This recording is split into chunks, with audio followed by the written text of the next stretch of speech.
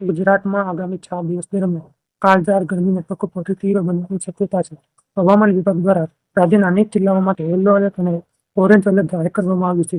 ખાસ કરીને કચ્છ અને સુરેન્દ્રનગર જિલ્લામાં 13 મી સુધી ઓરેન્જ એલર્ટ જાહેર કરવામાં આવ્યું છે.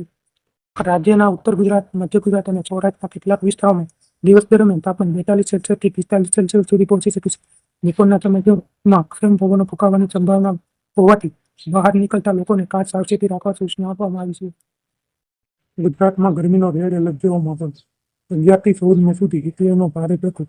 અનેક જિલ્લાઓમાં યલો એલર્ટ અને ઓરેન્જ એલર્ટ.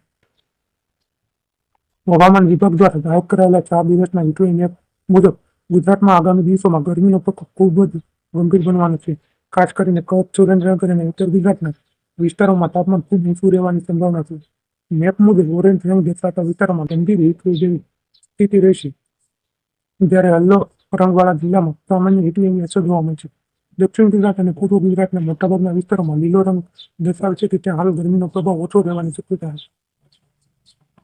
દિવસ પ્રમાણે હવામાનની સ્થિતિ જોઈએ તો 11 મે 2026ના રોજ કચ્છ અને સુરેન્દ્રનગર જિલ્લામાં ઓરેન્જ એલર્ટ જાહેર કરવામાં આવ્યું છે. અમદાવાદ, ગાંધીનગર, પાટણ, બનાસકાંઠામાં સહિત અનેક જિલ્લાઓમાં યલો એલર્ટ જાહેર કરવામાં આવ્યું છે. બપોરે ગરમ પવનો ફૂંકાવાની શક્યતા છે. 12 મેના રોજ જોઈએ તો ઉત્તર ગુજરાત અને મધ્ય ગુજરાતમાં ગરમીનો વ્યાપ વધશે. અમદાવાદ અને આસપાસના વિસ્તારમાં ઉકળાટ વધુ અનુભવાશે. સૌરાષ્ટ્રના કેટલાક ભાગોમાં હીટવેવનો પ્રભાવ ચાલુ જ રહેવાની શક્યતા છે.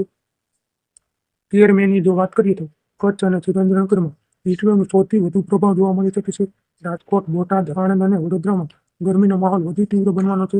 દિવસ દરમિયાન તાપમાન 44 સેલ્સિયસની આસપાસ રહી શકે છે. 14 મેના રોજ કેટલાક વિસ્તારોમાં ઓરેન્જ એલર્ટ દૂર થઈ છે, છતાં ઉત્તર અને મધ્ય ગુજરાતમાં યલો એલર્ટ યથાવત રહેવાની શક્યતા છે. ગરમી સાથે ભેજ વધવા તથા ઉકળાટ પણ વધવાની શક્યતા છે.